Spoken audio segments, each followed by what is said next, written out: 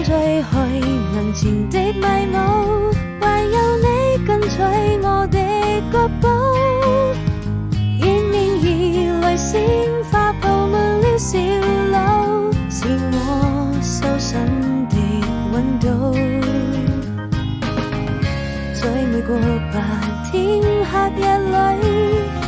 我踏上愛的旅途，帶我們走到這神秘的森林深處，邁出第一步。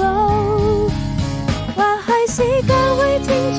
最介意不再孤獨，許下的一定要一起擁抱幸福，